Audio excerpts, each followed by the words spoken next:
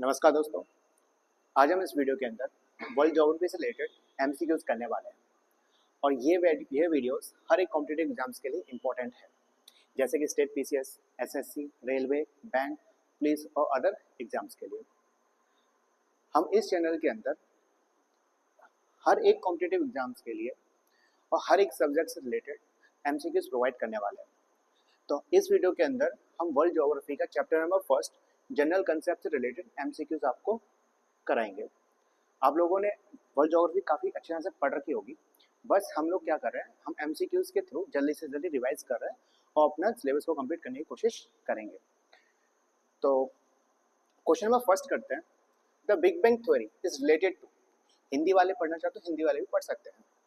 तो big bang theory किससे related है? क्वेश्चन इंपॉर्टेंट है क्योंकि RSRTS के अंदर और UPPCS के अंदर पूछा गया है। तो ऑप्शन से आपके पास continental drift, origin of the universe, origin of the Himalaya या फिर वैल्कोनिक eruptions। तो इसका सही आंसर है ऑरिजिन ऑफ द यूनिवर्स। तो ध्यान रखिएगा, जो बिग बैंग थ्योरी है वो किससे रिलेटेड है? Origin of the universe. अब देखिए क्वेश्चन कैसे पूछा जाता है, किससे रिलेटेड है origin of the universe, Milky Way और सोलर सिस्टम्स। हो सकता है कि आपसे ये भी पूछा जा सकता है कि बिग बैंग थ्योरी किसके द्वारा प्रपोन की गई है, किसके द्वारा दी गई है। तो ध्यान रखिएगा, जॉर्ज लैम्डायर के द्वारा इस थ्योरी को प्रपोन की गई थी। बाद में 1967 में रॉबर्ट बैगनर के द्वारा इसको अच्छी तरह से एक्सप्लेन किया गया था। तो ध्यान रखिएगा, किसके द्वारा दी गई है? जॉर्ज लैम्डायर के द्वारा, लेकिन अच्छी तरह से इसको एक्सप्लेन किसने किया है? 1967 में रॉबर्ट बैगनर के द्वारा। क्वेश्चन नंबर सेकंड, जो कि यूपीपीसीएस के अंदर पूछा गया है। The Milky Way is classified as, option है आपके पास spiral galaxy, electrical galaxy, irregular galaxy और राउंड गैलेक्सी। तो आपसे यहाँ पर शेप पूछा जा रहा है कि मिल्की वे का कैसा शेप है। तो इसका सही आंसर है स्पाइरल गैलेक्सी। तो ध्यान रखिएगा मिल्की वे का कलर कैसा है? स्पाइरल गैलेक्सी है।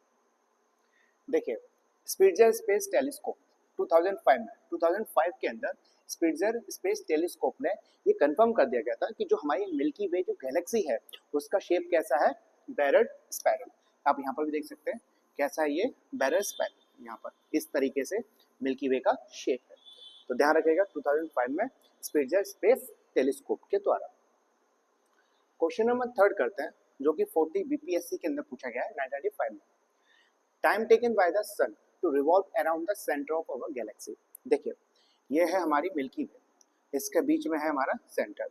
अब आप लोग जानते हो कि जो सन है वो क्या करता है? रिवॉल्व करता है सेंटर के, ठीक है। मतलब जो गैलेक्सी है, गैलेक्सी का सेंटर है उसके आसपास रिवॉल्व करता है हमारा सन। तो वो कितने समय पे करता है? ऑप्शन है 2.5 crore years, 10 crore years, 25 crore years या फिर 50 करोड़ ईयर्स। तो इसका सही आंसर है 25 करोड़ ईयर्स। तो आपको ध्यान रखना है कि 25 करोड़ ईयर्स के अंदर सूरज गैलेक्सी के आसपास रिवॉल्व करता है। इससे रिलेटेड क्वेश्चंस देखिए, sun is one of the star of the our galaxy. आपको पता होना चाहिए कि जो सन है वो नियरेस्ट स्टार है। ये है हमारा अर्थ के पास जो नियरेस्ट स्टार है वो कौन सा है? सन है। कितनी दूर है? 150 मिलियंस किलोमीटर दूर है, ठीक है। अब जो सेकंड नियरेस्ट स्टार है आफ्टर सन, वो क्या है? Proxima Centauri.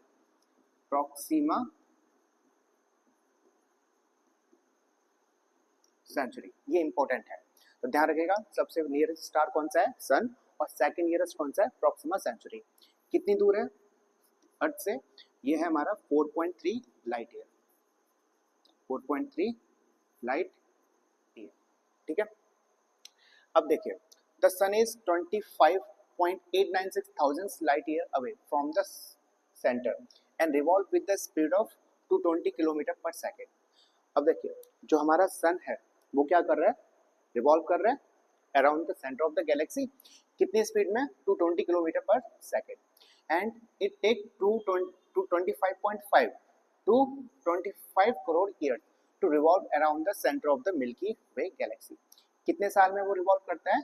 22.5 से 25 करोड़ ईयर्स लेता है उसको रिवॉल्व करने के लिए। और जो सरफेस टेम्परेचर है सन का वो कितना है 6000 डिग्री सेल्सियस, ठीक है 6000 डिग्री सेल्सियस। तो आपको ये सारी चीजें याद रखनी है। अच्छा, सन से रिलेटेड एक और क्वेश्चन पूछा जाता है अबाउट द स्पेयर्स। ये हमारा सन है, सन के आसपास लेयर्स है, वो 3 लेयर्स है, पहली लेयर, फिर दूसरी लेयर, और फिर आते हैं आपकी तीसरी लेयर, है ना। तो देखिए जो पहली लेयर है, जो पहली लेयर है उसको बोलते हैं हम कोरोना, CORONA, कोरोना। जो सेकंड लेयर है उसको बोलते हैं हम क्रोमोस्फेयर, क्रोमोस्फेयर। और जो तीसरी है उसको बोलते हैं फोटोस्फेयर, फोटोस्फेयर। क्वेश्चन पूछा गया यहाँ से, क्वेश्चन कैसे पूछा गया एक बार कि सन की जो आउटर मोस्ट लेयर है उसका नाम क्या है, तो ध्यान रखिएगा कोरोना है, कोरोना, फिर उसके बाद क्रोमोस्फेयर, फिर उसके बाद photosphere. Next question, question number 4, the limit beyond which stars suffer internal collapse is called. Option है आपके पास Chandrasekhar limit, Eddington limits, Hoyle limits या फाउलर लिमिट्स। तो इसका सही आंसर है चंद्रशेखर लिमिट्स। आपने पढ़ रखा होगा चंद्रशेखर लिमिट कितनी है, 1.44 times of the mass of sun, है ना। देखिए the Chandrasekhar limit is approximately 1.44 times of the mass of the sun, ठीक है। क्वेश्चन नंबर 5 इंपॉर्टेंट है, यूपी पीसीएस के अंदर पूछा गया है। The black hole theory was propounded by. तो ब्लैक होल थ्योरी किसके द्वारा दी गई है, ऑप्शन है आपके पास CV Raman, HV Bhabha, S Chandrasekhar, D Hargobind Khorana. तो उसका सही आंसर है एस चंद्रशेखर। अब थोड़ा सा हम पढ़ लेते हैं हरगोविंद खुराना जी के बारे में। तो हरगोविंद खुराना कौन है, ये है father of artificial genetics. Question पूछा गया है एक बार कि who is the father of artificial genetics, तो ध्यान रखना हरगोविंद खुराना। अगर आपसे क्वेश्चन पूछा जाता है कि एचवी भाभा के बारे में बताइए, तो एचवी भाभा कौन है, ये है father of Indian nuclear programme, ठीक है। तो ध्यान रखना एच जी भाभा किससे रिलेटेड है, इंडियन न्यूक्लियर प्रोग्राम से, हरगोविंद खुराना जेनेटिक्स से रिलेटेड है, और S Chandrashekhar black hole theory से, और लास्ट बचते हैं हमारे सीवी रमन। सीवी रमन आपने पढ़ा होगा रमन इफेक्ट, रमन इफेक्ट। और ये रमन इफेक्ट है वो किससे रिलेटेड है, स्कैटरिंग ऑफ लाइट से, है ना, स्कैटरिंग ऑफ लाइट। तो ध्यान रखना CV Raman related to the Raman effects, and S G Bhabha father of Indian nuclear programme, Chandrasekhar black hole theory, और Hargobind Khorana father of in genetics, artificial genetics, है ना। क्वेश्चन नंबर 6 जो कि IAS प्री के अंदर पूछा गया है, a black hole is a body in a space which does not allow any type of the radiations to come out. This property is due to its, आप लोग जानते हो ब्लैक होल क्या है, ब्लैक होल एक blank space है, ठीक है, जिसके अंदर बहुत ज़्यादा हाई ग्रेविटी है, बहुत ज़्यादा ग्रेविटी है, हाई ग्रेविटी है, इतनी ज़्यादा ग्रेविटी है कि वो लाइट को भी स्केप नहीं करने देता, लाइट को भी जाने देता, ठीक है। और क्या है, हाई डेंसिटी है, हाई ग्रेविटी और हाई डेंसिटी, ठीक है। और ध्यान रखना ब्लैक होल थ्योरी किसके द्वारा दी गई है, चंद्रशेखर जी के द्वारा। तो इसका सही आंसर है हाई डेंसिटी। क्वेश्चन नंबर 7, इसका हिंदी वर्जन नहीं है, हिंदी में क्वेश्चन नहीं है, लेकिन अच्छा क्वेश्चन है ना, जो कि यूपी पीसीएस प्री 2003 और 2001 में पूछा गया है। क्वेश्चन करते हैं, असर्शन और रीजन क्या है। A black hole is an astronomical entity that can not be seen by telescope. Reason क्या है, the gravitational field on a black hole is so strong that it does not allow even light to escape। देखिए ये भी बिल्कुल सही statement है, ध्यान रखिएगा ब्लैक होल एक ऐसी एस्ट्रोनॉमिकल यूनिट है जिसको आप टेलीस्कोप से नहीं देख सकते, ठीक है। और मैंने अभी आपको बताया था ब्लैक होल में इतनी हाई ग्रेविटी होती है कि लाइट भी पास नहीं कर सकती, है ना, लाइट भी एस्केप नहीं कर सकती। तो इसका सही आंसर क्या है, बोथ, ठीक है। जब लाइट ही नहीं है तो टेलीस्कोप से देख कैसे सकते हो, कुछ देखने के लिए लाइट की तो जरूरत है ना, लाइट चाहिए रिफ्लेक्शन के लिए, तो जो लाइट ही स्केप नहीं हो रही, लाइट ही निकल के नहीं आ रही बाहर, तो आप सीन कैसे करोगे? तो इसलिए आप टेलीस्कोप से ब्लैक होल को नहीं देख सकते। क्वेश्चन नंबर 8 जो कि 44th बीपीएससी के अंदर पूछा गया है, how many constellations are in our space. देखो कॉन्स्टलेशंस क्या होता है? तारामंडल होता है। तो कॉन्स्टलेशन मतलब group of star, group of star होता है, ठीक है, ग्रुप ऑफ स्टार होता है जो कि किसी के इमेजनरी इमेज बनाता है, इमेजनरी बनाता है, ठीक है। तो बताइए स्पेस में कितने कॉन्स्टलेशंस हैं?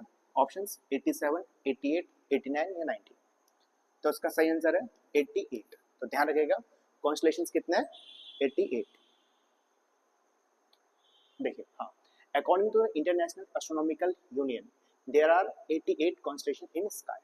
ये हैं सारे के सारे, याद करने की आवश्यकता नहीं है, कोई जरूरत नहीं है।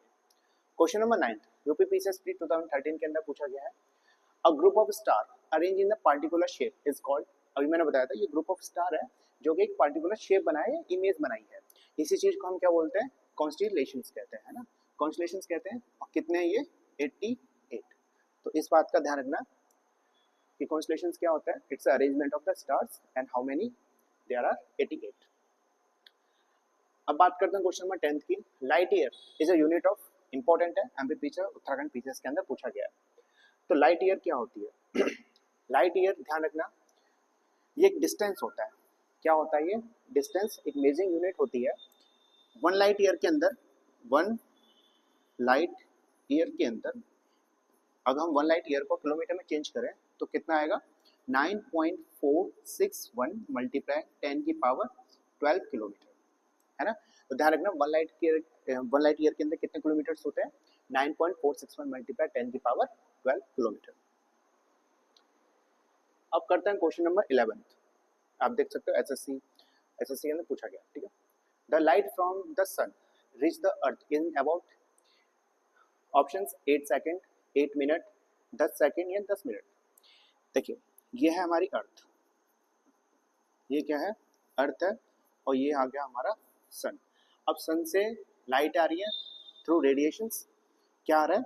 रेडिएशन से, है ना, सोलर एनर्जी आ रही है अर्थ पर।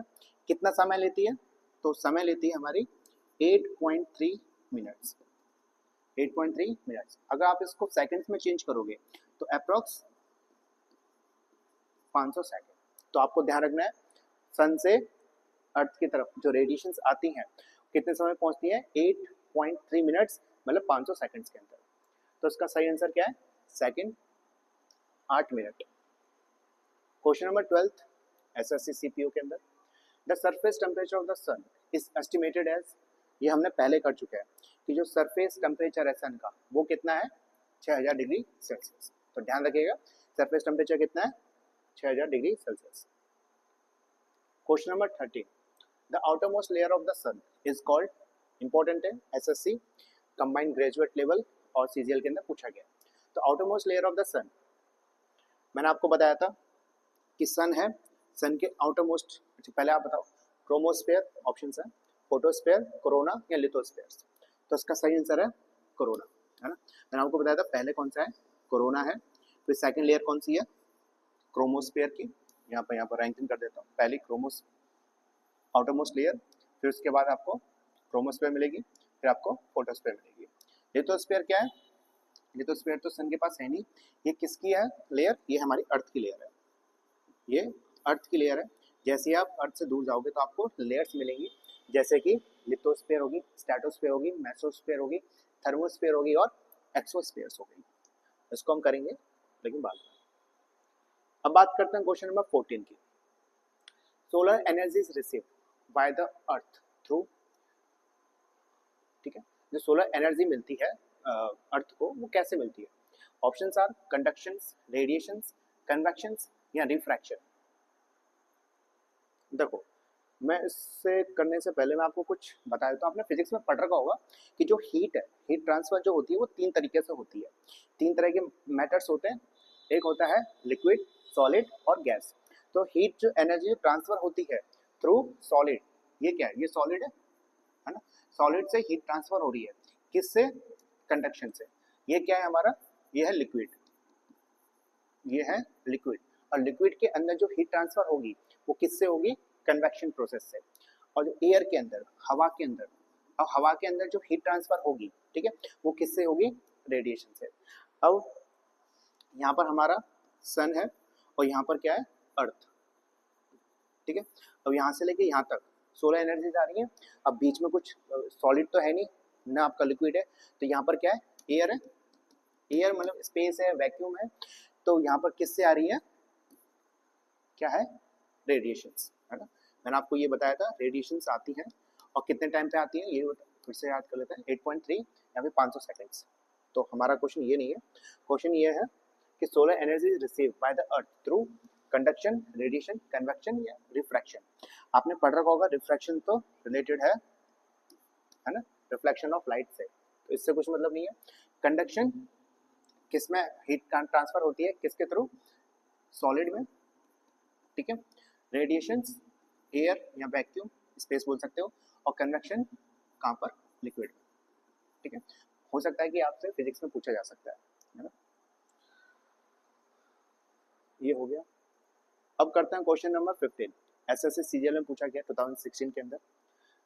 The constellation Saptarishi is known to western as a, आपने पढ़ रखा है कि कॉन्स्टेलेशन क्या होती है, constellation is a group of the stars, है ना, ग्रुप ऑफ स्टार है, और कितने स्पेस के अंदर, 88 कॉन्स्टेलेशंस है, और ये कॉन्स्टेलेशंस क्या है, ग्रुप ऑफ स्टार है। अब बोल रखा है कि सप्तऋषि है, ठीक है, वो वेस्टर्नर किस नाम से जानते हैं, तो ऑप्शंस है 7 मॉन्क्स, अल्फा सेंचुरी, बिग डिपलर या फिर स्मॉल बियर। तो इसका सही आंसर है बिग डिपर, ठीक है।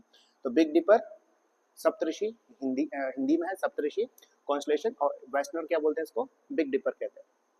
कुछ देखो इस तरीके से होता है, ये 7 पॉइंट्स है, इन 7 पॉइंट्स पे कौन है, ऋषि के नाम दिए गए हैं, इसलिए हम इसको सप्तऋषि कहते हैं। क्वेश्चन नंबर 16 जो कि एसएससी सीएचएसएल में पूछा गया है 2017 के अंदर, पढ़िए।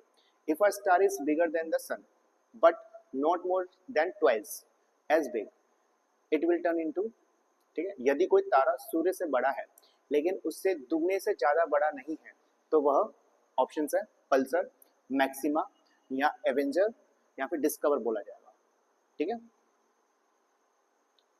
तो इसका सही आंसर है पल्सर, ठीक है। तो ध्यान रखना, अगर स्टार है और स्टार सन से बड़ा है लेकिन दुगना नहीं है तो उसको क्या बोलेंगे, हम पल्सर बोलेंगे। तो अभी तक यहीं पर क्वेश्चन समाप्त करते हैं, क्वेश्चन नंबर 16 हमने कंप्लीट कर लिया, और जो नेक्स्ट वीडियो हम अपलोड करेंगे वो रिलेटेड होगा सोलर सिस्टम से। तो आशा करता हूँ कि ये वीडियो आपको पसंद आई होगी, और प्लीज़ चैनल को लाइक, शेयर और सब्सक्राइब कीजिए। धन्यवाद, नमस्कार।